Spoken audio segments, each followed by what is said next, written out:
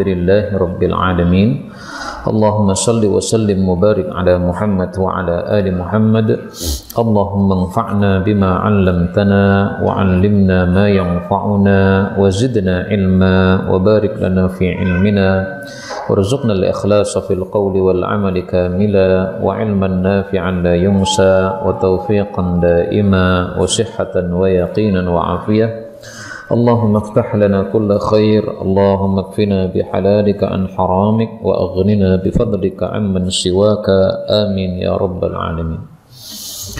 Alhamdulillah kaum muslimin rahimani wa rahimakumullah.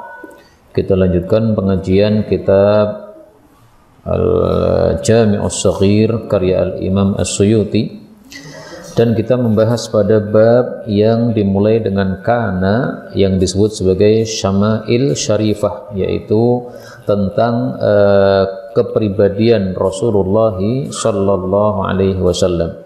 Silahkan lihat pada halaman 372. Di tempat saya hadis yang pertama hadis 6470, dan tadi saya lihat sama dengan nomor hadis yang ada di tempat panjenengan. Nah, sudah kita baca kemarin sekitar 9 hadis, maka kita lanjutkan sekarang hadis nomor 6479. 6479.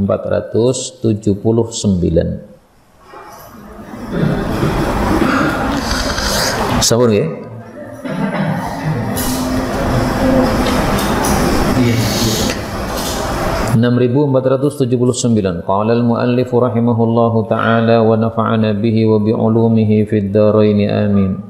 Kana adalah Rasulullah sallallahu alaihi wasallam azhara, bersinar, al-launi, warnanya, maksudnya warna kulitnya.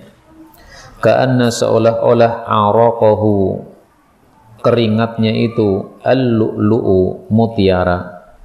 Idza masya, apabila beliau berjalan, takaffa'a, beliau goyang kanan dan goyang kiri. Hadis diriwayatkan oleh Imam Muslim, berarti hadis ini derajatnya sahih. Kaum muslimin rahimani wa rahimakumullah, hadis ini membahas 3 hal. Yang pertama, warna kulit Nabi sallallahu alaihi wasallam itu adalah azhar, bersinar. Dan dalam hadis yang lain disebutkan kulit beliau putih, maka putihnya putih yang bersinar, menyenangkan orang yang melihat, tidak coklat sebagaimana kita. Kemudian yang kedua, keringat beliau itu seperti mutiara. Perumpamaan seperti mutiara ini maksudnya dari sisi jernihnya. Biasanya keringat itu tidak jernih, tapi Rasulullah SAW keringatnya jernih. Maka beliau diciptakan oleh Allah Subhanahu wa taala indah luar dan dalamnya. Luarnya indah, dalamnya pun yaitu akhlaknya pun juga indah. Kemudian yang ketiga, menyebutkan bagaimana tata cara berjalan Nabi SAW. Disebutkan di sini takaffa. Takaffa itu seperti goyangan kapal. Pernah naik kapal nggih? Nah, goyangnya kan ke kanan ke kiri. Nah, itu goyangan kapal namanya takaffa.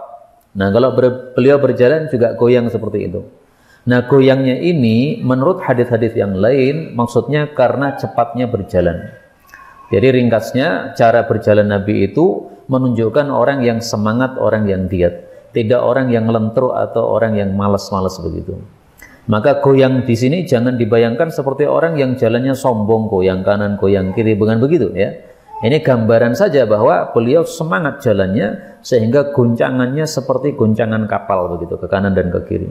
Saya sendiri nggak bisa mempraktekkan karena saya khawatir mempraktekkan malah tidak sesuai dengan apa yang dimaksud dalam hadis ini. Saya hanya bisa menerjemahkan perkataannya saja, takaffa'a seperti itu. Tapi saya temukan satu penjelasan di dalam kitabnya Syekh Kashmiri kalau nggak salah ingat.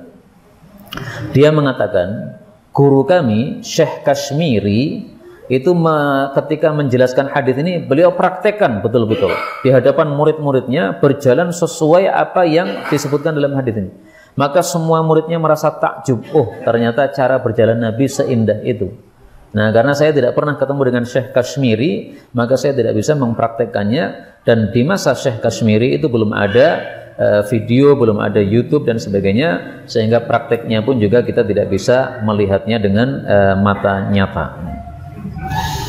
Hadis berikutnya 6480. Karena adalah Rasulullah sallallahu alaihi wasallam asyadda hayaan, lebih dahsyat malunya, minal adra'i, dari gadis, fi khidriha, di dalam pingitannya.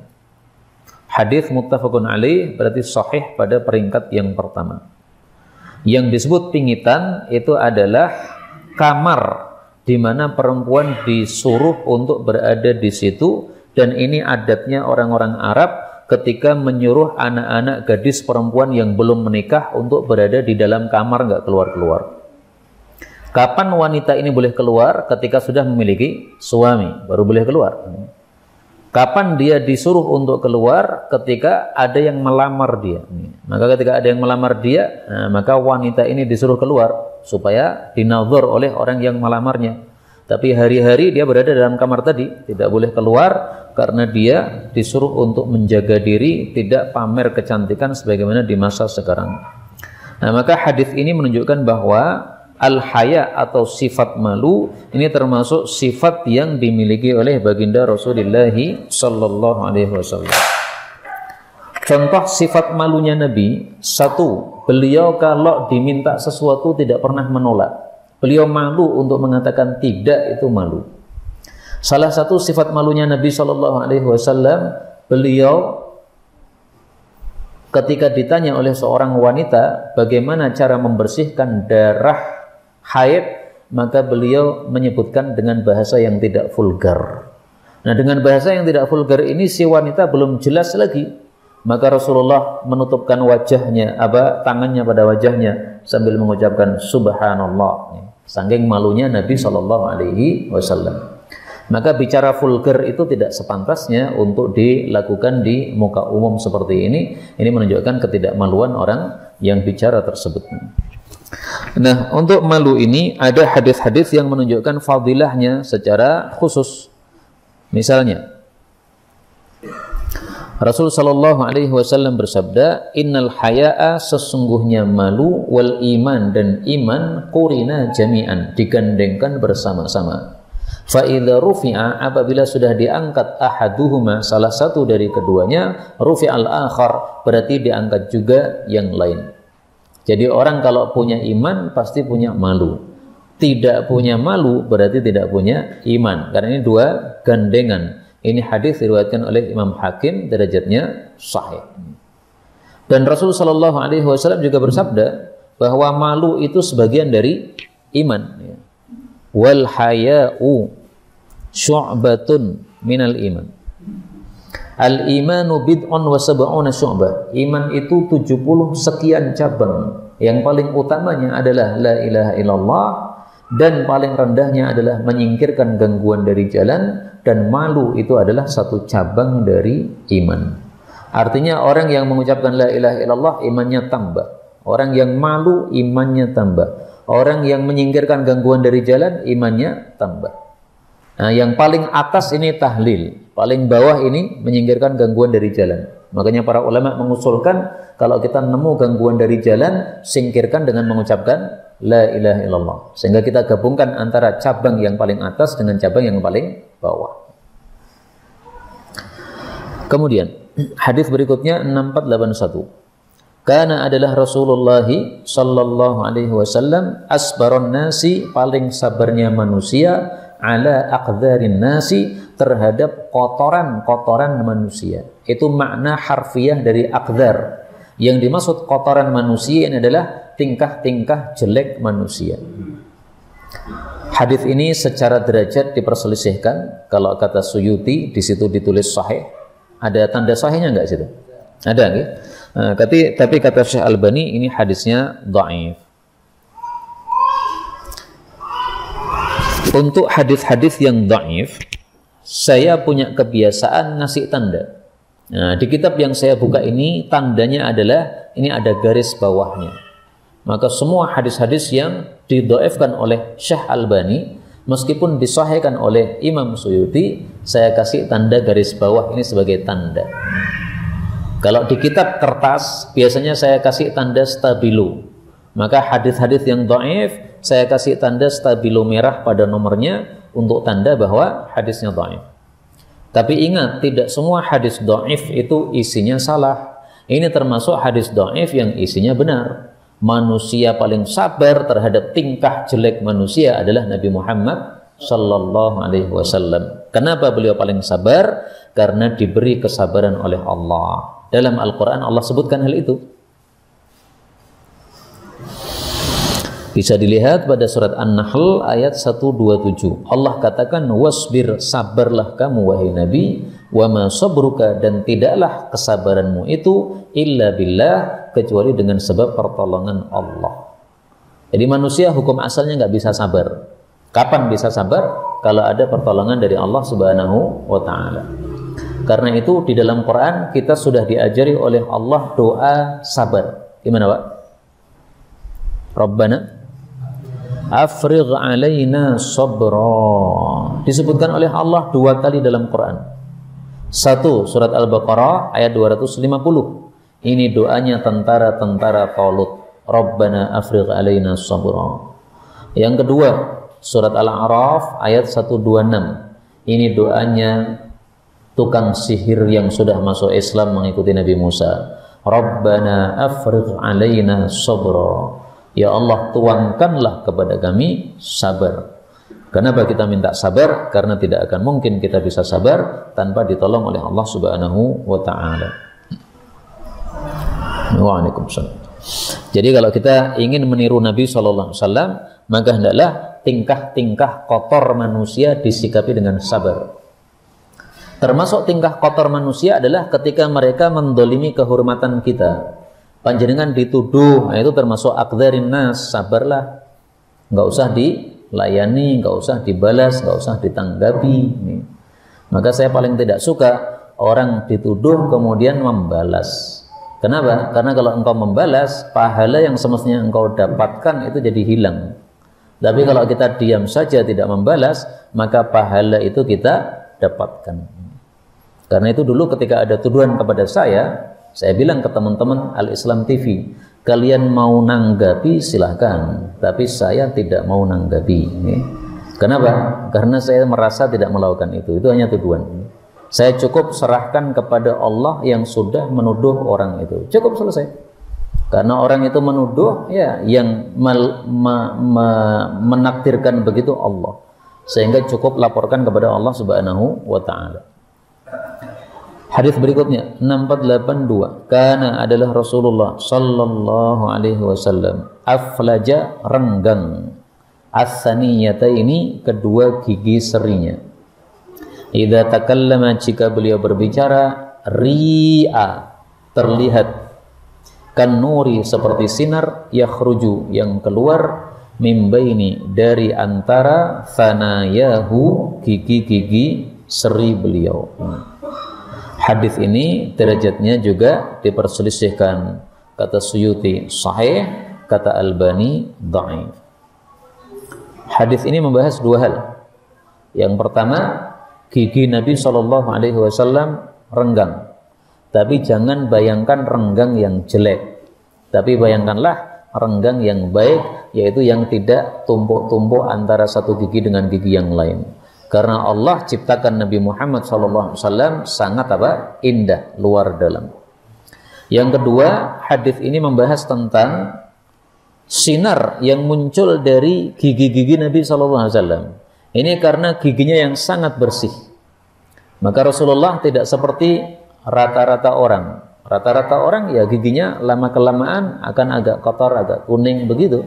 Namanya kita semakin lama semakin tua, ya tentu saja tulangnya atau giginya ini semakin buram warnanya, tidak semakin bersih. Demikian juga dengan sebab gigi yang sering digunakan untuk makan, maka akan menyebabkan berubah warnanya. Hadis 6483. Kana adalah Nabi SAW hasana, bagus, as-sabalati, bagian depan jenggotnya. Sabalah itu adalah jenggot yang depan yang menjulur ke dada, itu namanya sabalah. Diambil dari kata-kata isbal. Isbal itu artinya menjulur.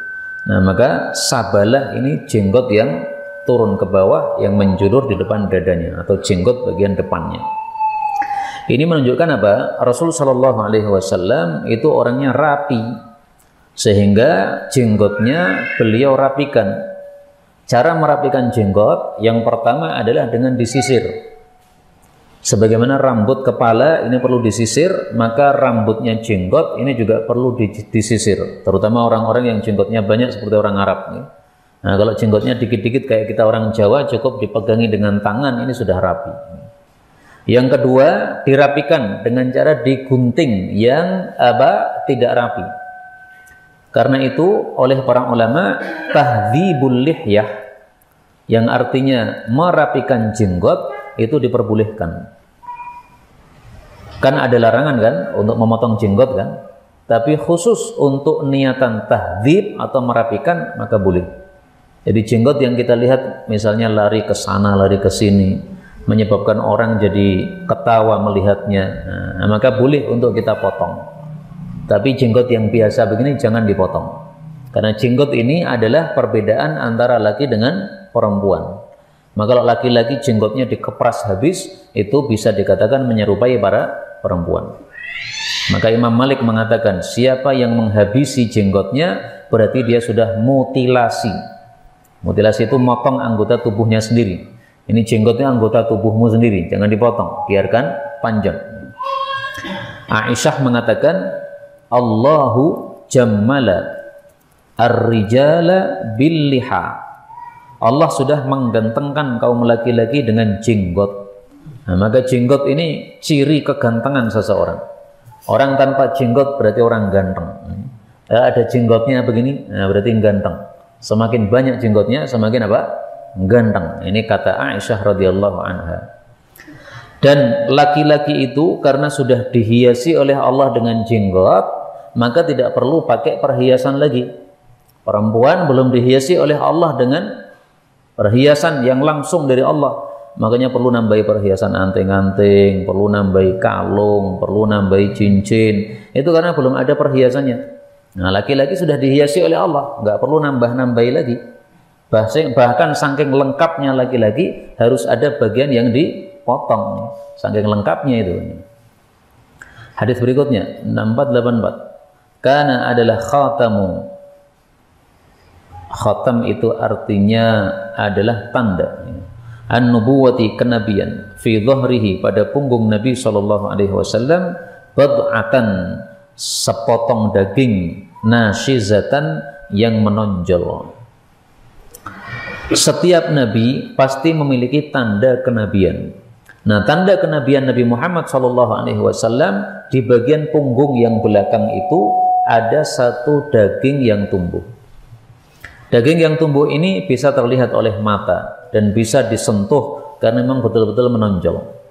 Maka Sayyidina Salman ketika mendengar informasi bahwa ada seorang nabi namanya Nabi Muhammad, dia mengecek apakah betul nabi ataukah tidak. Dia mengecek, salah satunya adalah bagian belakang punggungnya ini.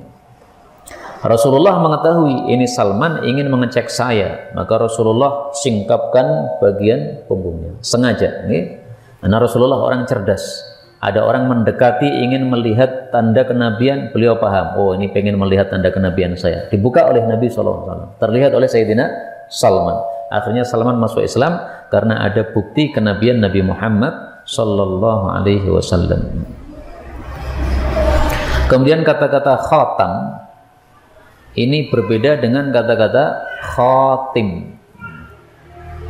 Kalau khatim ini artinya adalah penutup, tapi kalau khatam artinya tanda. Maka jangan salah baca. Di sini khatam. Allah Subhanahu wa taala mengatakan dalam Al-Qur'an,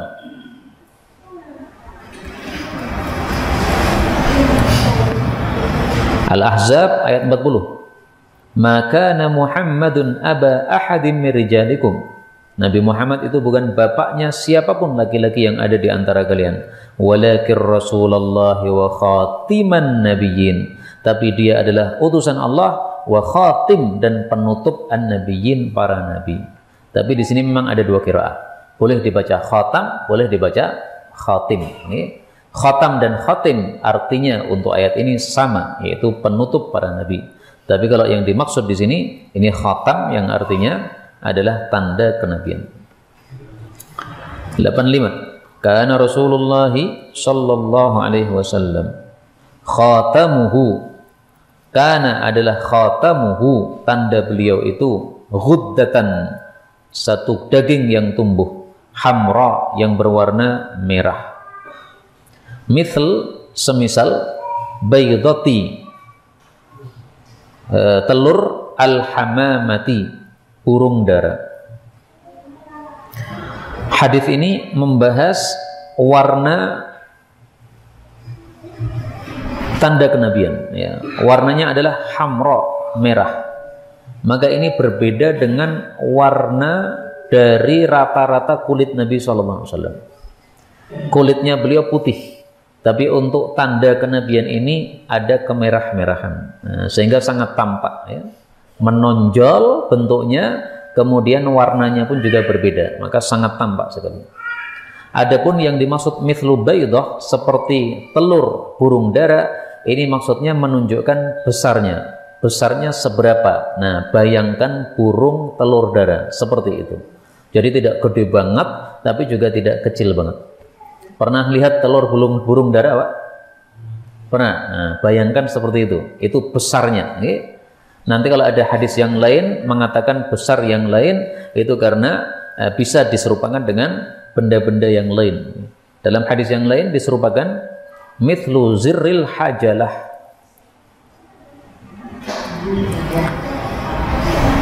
Dalam Jami'us Shaghir nggak ada, ya. Saya carikan dalam kitab yang lain. Nah, ternyata dalam Sahih Bukhari ada. Fanadhartu ila khatamin nubuwah. Saya melihat kepada tanda kenabian baina kaitifaihi, di antara kedua tulang belikatnya, mithla, semisal zirril hajalah. Apa makna zirril hajalah? Oleh guru kami Syekh Mustafa Al-Bugha diartikan mithli baydil hamamah, seperti telur burung dara. Kenapa beliau menafsirkan seperti ini? Karena hadis tadi mengatakan mithli baydatil hamamah. Jadi supaya sama maknanya. Inilah yang disebut oleh para ulama dalam kaidah mereka, al-haditsu yufassiru ba'duhu ba'dun. Hadis itu satu sama lain saling menafsirkan. Jadi kata-kata zirril hajalah ini kan jarang kita dengar, ya. Sehingga untuk mengetahuinya susah, karena ini jarang dipakai kata-kata ini. Nah, tapi kalau baydatil hamamah, ini hampir sering kita mendengarnya. Santri kalau ditanya baydah artinya apa? Tahu semuanya, telur. Nah, hamamah artinya apa? Nah, santri akan tahu, itu artinya burung dara. Tapi kalau zirril hajalah belum tentu santri tahu. Makanya beliau menafsirkan dengan hadis yang lain. Tapi di sini ada tafsiran yang kedua. Zirri, benik, al-hajalati, sekedup untuk orang yang menikah. Orang yang biasanya awal menikah itu biasanya dikasih tempat tidur, kemudian ada sekedupnya. Kalau bahasa kita apa ya, Pak? Kelambu. Nah, jadi kelambu tapi yang sudah ada ragangannya itu. Nah, itu namanya hajalah. Nah, itu biasanya ada beniknya. Karena kalau tidak dikasih benik, nanti terbuka hewan atau nyamuknya masuk. Nah, maka dibeniki. Nah, besarnya itu seperti beniknya hajalah. Tapi kita mungkin tidak pernah mengetahui beniknya hajalah di masa lalu itu seberapa, sehingga untuk membayangkannya susah. Tapi kalau kita artikan dengan ini tadi, baydatil hamamah, maka lebih mudah bagi kita untuk mengetahui seberapa besar tanda kenabian tersebut. 86. Kana Rasulullah sallallahu alaihi wasallam rabba'atan, sedang-sedang, minal qaumi, dari kaum. Maksudnya sedang-sedang adalah laisa bitawil, tidak tinggi, al-ba'in, yang jelas, wala bil qasir, tidak pula pendek. Jadi maksudnya tingginya tidak terlalu tinggi yang menyebabkan jadi tidak indah dipandang, tapi juga tidak pendek yang tidak indah dipandang. Maka beliau itu sedang-sedang tetapi lebih mendekati kepada tinggi, ya. Sedang-sedang yang mendekati kepada tinggi. azharul launi, yang cemerlang atau bersinar warnanya.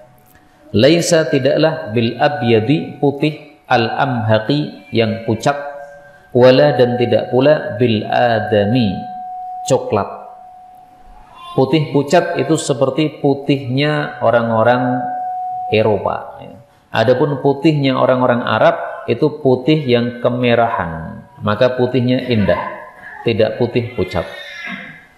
Walaysa bil ja'd, dan tidaklah beliau itu keriting al-qatat, yang keribu. Wala, dan tidak pula bisabiti, lurus. Jadi rambutnya Nabi tengah-tengah antara keriting dengan lurus. Maka bisa kita artikan rambutnya sedikit mengombak. Dan ini rambut yang indah untuk dipandang. Maka ringkasnya, Nabi SAW diciptakan oleh Allah dalam keadaan sangat sempurna, postur tubuhnya sedang-sedang, warna kulitnya putih yang menyenangkan, dan rambutnya tengah-tengah antara keriting dengan lurus. Ya, terlalu lurus tidak bagus, terlalu keriting seperti orang-orang Sudan, orang-orang Negro juga tidak bagus. Ini semuanya fungsinya apa sih kita pelajari? Karena toh tidak untuk dicontoh. Maka jawabannya adalah kita pelajari supaya kita tambah cinta kepada Rasulullah sallallahu alaihi wasallam. Karena sering kita mendengar ucapan tak kenal tak sayang. Nah, semakin kenal bagaimana Nabi sallallahu alaihi wasallam, akan semakin sayang kepada Rasulullah sallallahu alaihi wasallam. Juga salah satu fungsinya kita mempelajari hadis-hadis ini, kalau ada orang mengaku mimpi ketemu dengan Nabi, kita bisa mengeceknya. Bagaimana posisi kondisi Nabi ketika kamu lihat itu? Oh, orangnya pendek, hitam, oh jelas bukan Nabi itu. Nabi Muhammad SAW sudah kita pelajari, orangnya sedang-sedang, ganteng, putih, kemudian rambutnya seperti ini. Bahkan kalau kita kumpulkan hadis-hadis ini semuanya, itu ternyata sifat Nabi itu sangat detail disebutkan oleh para sahabat. Mulai dari rambut, turun ke alisnya, turun ke jidatnya, turun lagi ke hidungnya, turun lagi ke mulutnya, turun lagi ke lehernya, terus sampai ke bawah, itu semuanya ada. Dan itu sudah saya tulis dalam buku saya yang judulnya Shahihu Asy-Syama'il. Hadis-hadis yang sahih tentang syama'ilnya Nabi Muhammad SAW. Dan cara saya menulis, saya urutkan dari atas. Rambutnya, turun ke bawah lagi jidatnya, turun ke bawah lagi hidungnya, terus sampai kakinya. Supaya mempermudah bagi orang yang mempelajari tentang syama'il Rasul sallallahu alaihi wasallam. Kalau hadis-hadis ini tidak urut dari atas ke bawah, tapi urut pada bacaan hurufnya, ya, kana dan seterusnya. 87. Kana adalah Rasulullah sallallahu alaihi wasallam syabaha, luas dan panjang. Apanya? Adz-dzira'aini, kedua hastanya. Hasta ini kalau panjang tetapi kecil tidak bagus. Orang akan mengatakan kerempeng atau kecil. Tapi kalau besar dan pendek juga nggak bagus. Orang akan mengatakan gembrot atau gendut. Tapi kalau lebar dan panjang, ini menunjukkan kesempurnaan tubuhnya manusia ini. Menyebabkan orang yang melihat jadi senang. Ba'ida, jauh, ma bainal mankibain, antara kedua pundak. Maksudnya dadanya lebar. Dan dada yang lebar ini menunjukkan ketegapan tubuh, sehingga menunjukkan kesehatan seseorang dan juga menunjukkan keindahan tubuhnya orang tersebut. Ahdaba, yang lebat, asfari, bulu-bulu, al-ainain, kedua matanya. Kata-kata asfar ini sebenarnya artinya bukan bulu, ya, tapi artinya tepi-tepi. Lebat, tepi-tepi matanya. Maksudnya lebat bulu matanya. Jadi untuk mempermudah terjemah, saya artikan asfar itu adalah bulu, ya. Tapi arti asalnya tepi. Kalau bulu mata, bahasa Arabnya adalah hudbun. Nah, maka di sini disebut ahdab itu karena bulu matanya lebat. Dan bulu mata yang lebat ini menunjukkan kesehatan matanya dan juga sekaligus keindahan matanya tersebut. Maka Rasul Shallallahu Alaihi Wasallam juga menjaga kesehatan beliau. Beliau menyuruh kita untuk makan yang halal, karena makan yang halal itu juga menyebabkan kesehatan. Orang yang makan haram mudah untuk rusak tubuhnya. Sebagaimana kalau kita membangun rumah dengan harta haram, bisa mempermudah rusaknya rumah tersebut. Meskipun ya hadis yang menunjukkan itu dhaif, tetapi bisa sahih maknanya, karena Allah tidak memberkahi sesuatu yang haram. Al-hajara al-haram. Ittaqu, hindarilah al-hajarul haram, batu yang haram, fil bunyani, di dalam bangunan rumah. Fa innahu asasul kharab, karena dia adalah merupakan pokok dari kehancuran. Hadis riwayat Baihaqi dalam Syu'abul Iman, derajatnya dhaif ya, tapi maknanya bisa sahih karena tadi yang haram tidak diberkahi oleh Allah Subhanahu wa taala.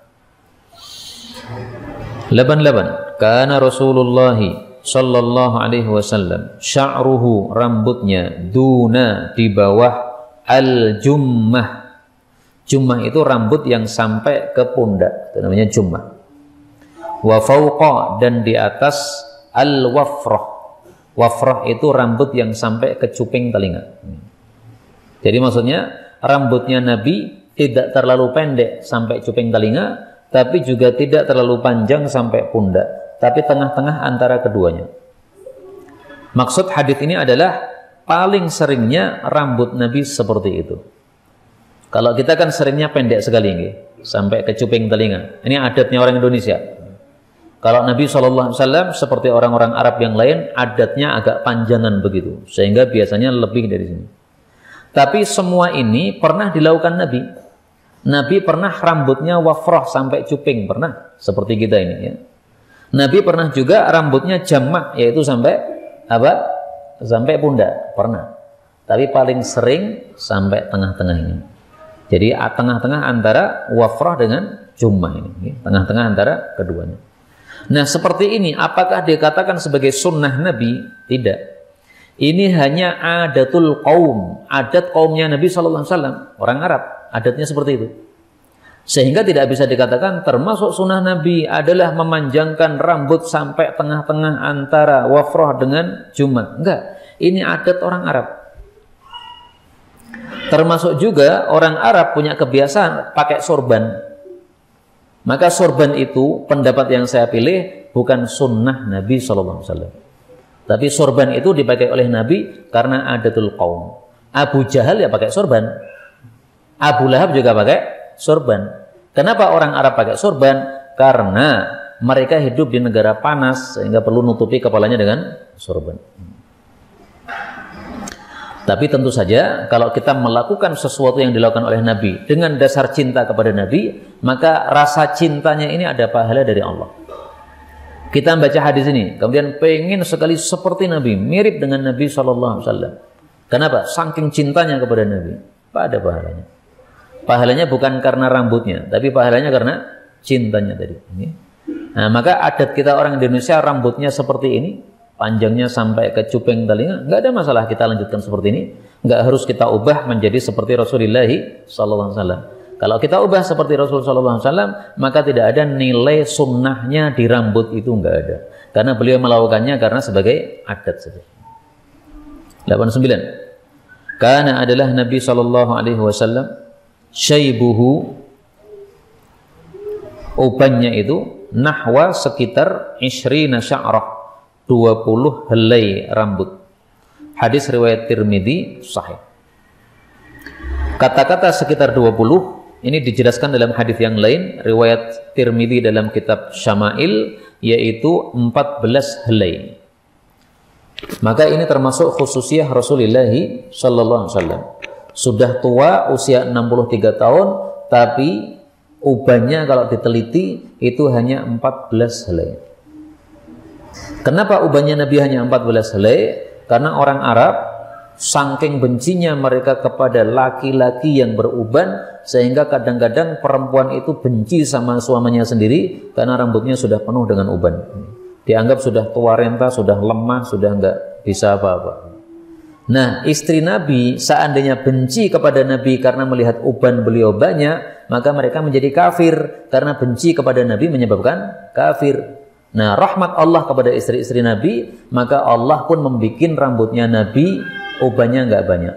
Karena kalau ubannya banyak, maka mereka benci, bisa kafir semuanya di hadapan Allah Subhanahu wa taala. Maka ini khusus bagi Rasulullah sallallahu alaihi wasallam, sahabat-sahabat Nabi yang lain normal ya, rambutnya ya kalau sudah tua ubannya banyak. Kemudian tentang uban ini, salah satu sebabnya adalah bisa disebabkan karena mikir yang berat. Dalilnya saya temukan 2. Rasulullah bersabda, "Syayyabatni," membikin saya beruban, "Hudun," surat Hud, "wa akhawatuha," dan surat-surat semisalnya. Apa surat semisalnya? Yaitu Al-Waqi'ah, Al-Mursalat, Amma yatasaalun, Idza syamsu kuwirat. Ini karena isinya tentang kiamat, Pak. Nah, mikir kiamat jadi berat rasanya. Sehingga Rasulullah muncul ubannya karena mikir yang berat. Karena itu bisa jadi kalau panjenengan cepat beruban gara-gara apa? Mikir abot. Maka jangan dipikir abot-abot supaya tidak apa? Beruban. Tapi tidak semua uban gara-gara itu ya. Bisa juga ada sebab yang lain. Ini dalil yang pertama. Dalil yang kedua.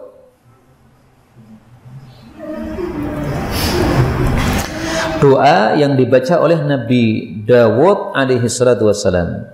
Kana min du'ai Dawud, termasuk doanya Nabi Dawud adalah Allahumma inni a'udzubika, ya Allah saya berlindung kepada Engkau dari 1, harta yang akan menjadi fitnah bagi saya, 2, anak yang malah menjadi bumerang bagi bapaknya, 3, mar'atis su, ini mir'ah salah ya, mar'atis su, istri yang jelek, tuqarribus syaib, yang memperbanyak uban, qablal masyib, sebelum muncul uban. Jadi sebelum waktunya muncul uban, gara-gara istri yang nganyelke, jadi apa? Banyak beruban. Nah, maka salah satu sebab suami beruban gara-gara apa? Istrinya. Salah satunya. Tapi hadis ini derajatnya dhaif. Di dalam sanadnya ada rawi yang lam a'rifu, saya tidak ketahui. Berarti derajatnya apa? Dhaif. Satu hadis lagi, 90, supaya pas angka apa? Genap. Karena adalah Rasulullah sallallahu alaihi wasallam dokhma, besar, ar-ra'si, kepalanya, wal yadaini, dan kedua tangannya, maksudnya kedua hastanya tadi, wal qadamaini, dan kedua telapak kakinya. Hadis sahih riwayat Bukhari. Besarnya kepala menunjukkan 2 hal. 1, kewibawaan, 2, kecerdasan. Biasanya yang kepalanya kecil biasanya kurang cerdas, tapi tidak harus begitu. Siapa yang ingin mempelajari postur tubuh manusia menunjukkan apa, silahkan lihat kitab judulnya Al-Hathu ala Hifdzil Ilmi karya Imam Ibnul Jauzi. Di bagian awal beliau menyebutkan bentuk-bentuk tubuh manusia yang menunjukkan kecerdasan dan ketidakcerdasan. Nah, salah satunya yang menunjukkan ketidakcerdasan biasanya adalah kepala yang kecil. Karena kepala yang kecil berarti otaknya juga kecil. Kepala yang besar, otaknya juga besar. Dan itu menunjukkan kewibawaan. Tapi jangan bayangkan besar ini besar yang jelek. Badannya kecil, kepalanya gede. Enggak begitu. Tapi maksudnya adalah yang serasi, tapi cenderung kepada besar. Demikian juga tangan yang besar, ini menunjukkan kekuatan. Kemudian telapak kaki yang besar, ini juga jangan bayangkan yang jelek-jelek, tapi maksudnya menunjukkan kehebatan kewibawaan Rasulullah sallallahu alaihi wasallam. Inilah yang dapat kita pelajari, betul dari Allah. Kalaupun ada salahnya, fa astaghfirullahaladzim li wa lakum. Kalau ada pembahasan dipersilahkan.